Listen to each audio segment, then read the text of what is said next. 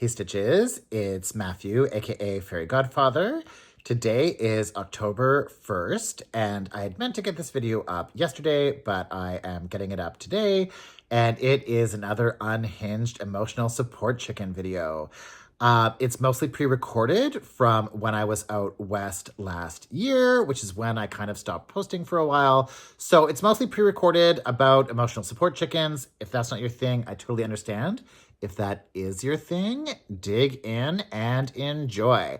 And I will be back on Thursday with another MCAL video. See you soon. And since my last video, the 3 chicken problem, which I will link here, I have made 5 more chickens. So this video is about those 5. So the first one is one that I made for my mom. I knew I was going to be traveling to the month of May. I'm here in British Columbia visiting my brother and brother-in-law. So I knew that my mom was going to be alone for Mother's Day. So I wanted to make her an emotional support chicken. So yeah, my brother lives out here. I was going to be out here visiting. And my dad was going to visit his mother, who is 93. I'm going to put a picture of the two of them meeting on Mother's Day, which was a surprise for my grandma Ida.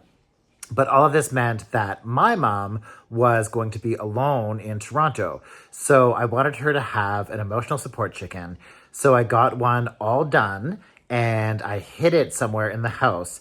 And then in her card, I left instructions about where to find it. So here's a little bit of a little kit that I found that helped me with the chicken and some photos of her chicken. Here we go. A yarn store near me called Spin Me a Yarn that I went to for the first time. They had this great idea of making these little emotional support chicken little packets. It's just, it's the safety eyes and then just enough red and yellow to make the beak and the wattle and comb.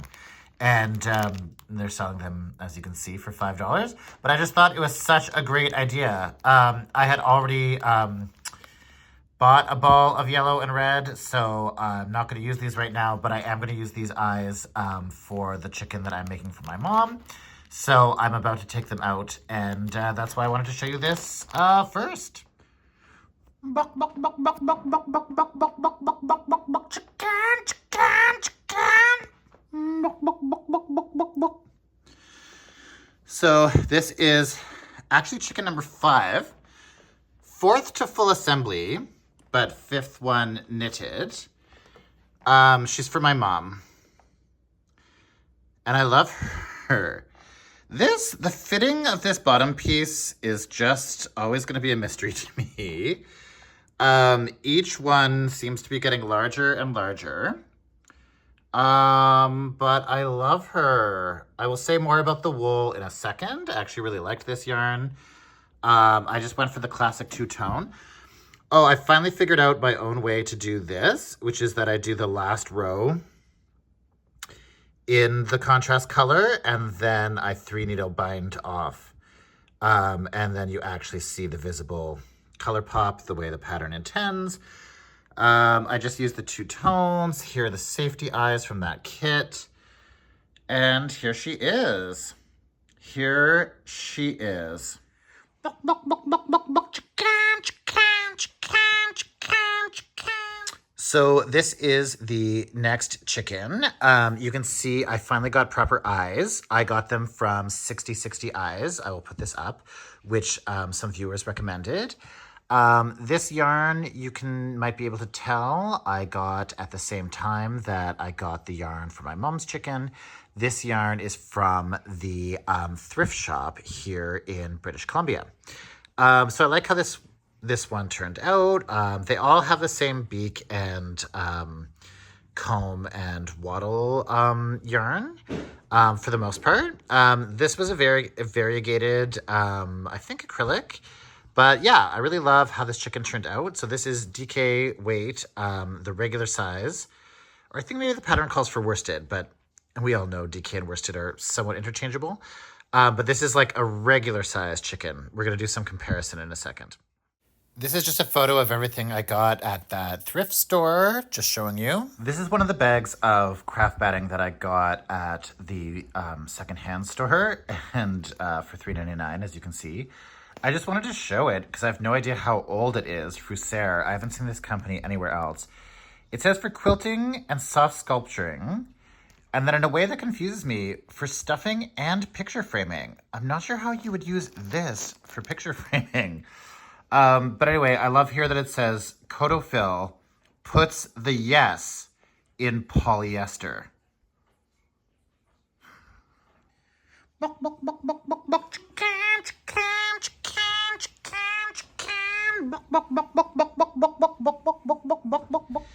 This chicken, I guess, technically was the one I started like soonest after the last video. This acrylic yarn I got at the dollar store in Montreal, and I actually started knitting this while I was in Montreal. I was knitting this on the bus back to Toronto. This pink is Earth Monochrome worsted. You all know I love Earth Monochrome. And yeah, I really liked doing the black beak and matching comb and wattle on this one. Yeah, I picked the blue eyes. There are some kind of blue flecks in here that it picks up on nicely. I did order pink eyes, but they just kind of got lost. I think she would have looked a little psycho.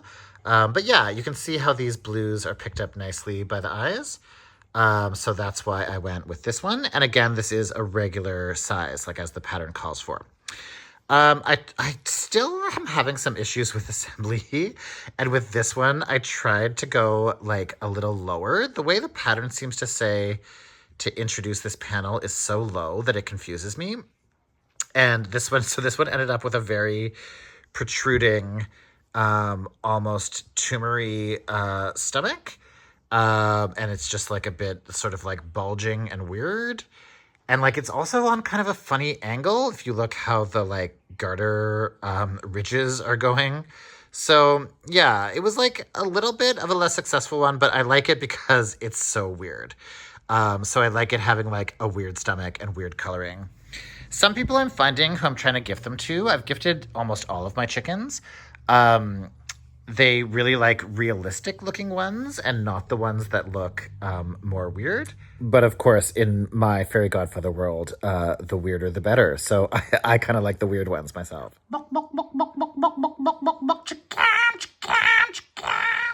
Now, this one I made for my brother. It's the last one. I just finished assembling her today. My brother's one of these people that wanted a sort of more natural looking chicken, and he really liked this yarn. However, it's fingering weight. So even holding it double, I found that it wasn't thick enough compared to these chickens. So I went down a couple needle sizes. So this one is actually pretty small. So let's see if I can get her to just sort of sit there. Come on. Bok, bok, bok, bok, bok, bok, bok. She wants to tilt. Okay, we're going this way. God forbid I put her in something hard. So that's like her size. And then you can see the regular size chicken behind. And now just wait for the glory I am about to show you. Oh, who's that who just appeared in the chicken yard? Oh, she is glorious. She is glorious and she is gigantic.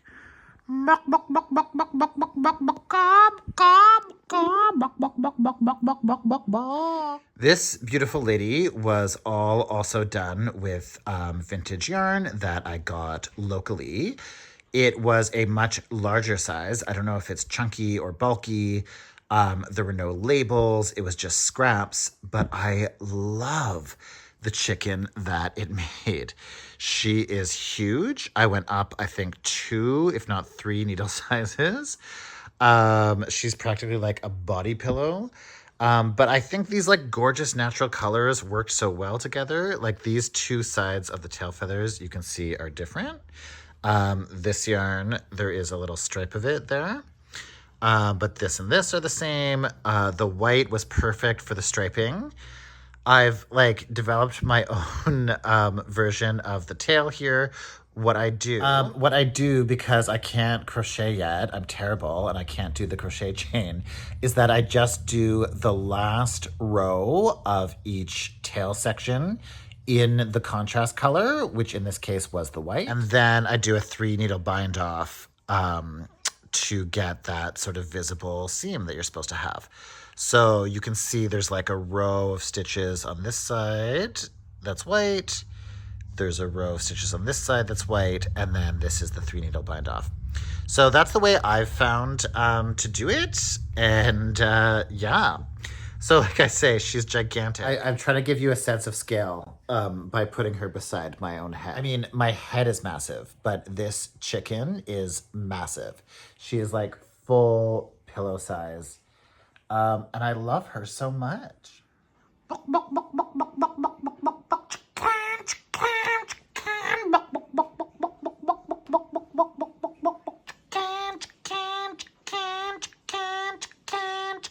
So I know a big part of the chicken joy for everybody has been naming their chickens and all the like punny, wonderful names that people have come up with. And I haven't been participating in that side of it so much. And there are a couple reasons.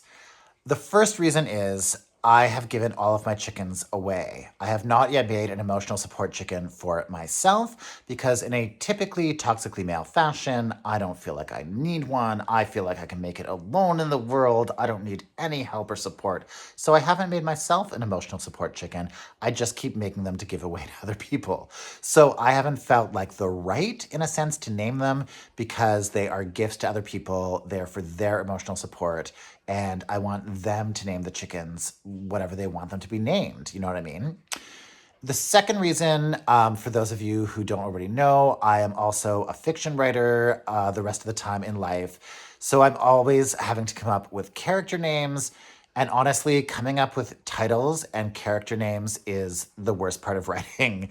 And I'm also a short story writer. So I have there's multiple characters per story and then multiple stories in each collection. And so I just am coming up with names all the time. And it just doesn't feel fun or joyful for me personally to come up with names for these chickens. But mostly it's the first one that I'm gifting them. So anyway, I've not named any of these chickens, but it feels cold to just refer to them as chickens 1, 2, 3, 4, and 5, especially since they are really chickens 4, 5, 6, 7, and 8. Yes, because 3 plus 5 is 8. Anyway, so that is just more of my chicken journey. When seeding this one, I went back to my old, in some cases, I've had this point as high as in the middle of this. On this one, you can see I went quite high with where I started the panel because of the weird stomach that I had on that one.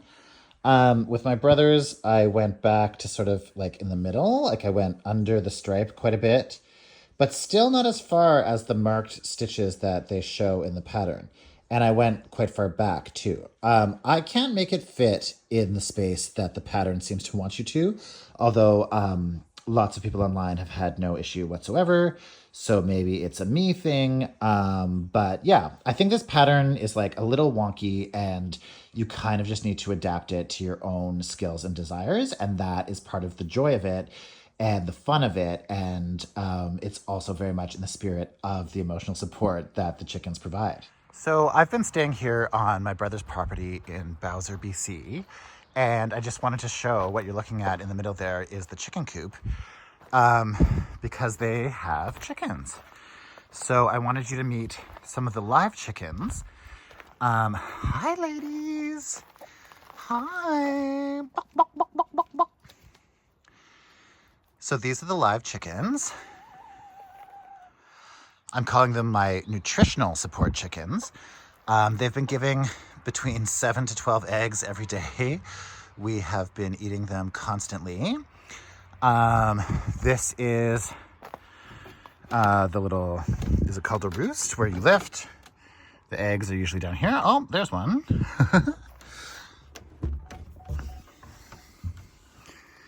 Just gonna grab that. Yeah, so this is where they live. And these are the ladies. Hey, ladies. So I was going to bring the emotional support chickens in here and like try to introduce them. But as I'm sure many of you are aware, chickens can be quite dirty. And I just couldn't think of a good sanitary way that was worth it to bring the emotional support chickens here to meet the live chickens. But I wanted you to get to meet them. So here they are. Bok, bok, bok, bok, bok, bok. Bok, bok. Fascinating creatures. I'll show you the eggs in a second. So I just wanted to show you here how many eggs we have. These ones were quite dirty because there were some broken ones in it. But here's how they come. They are Easter egg chickens. So the eggs are a variety of colors, as you can see. And yeah, they really produce quite a lot. So it's been very delicious and nutritious. Enjoying the bounties of these chickens. So this is just yet another unhinged chicken video. I was having to film it kind of quickly just as I was leaving, so please forgive it. But it is just part of the sort of general chicken mania that is still taking over the fiber community, that is still taking over me, and I don't see myself stopping making chickens. There's just something really addictive about it. People really love them.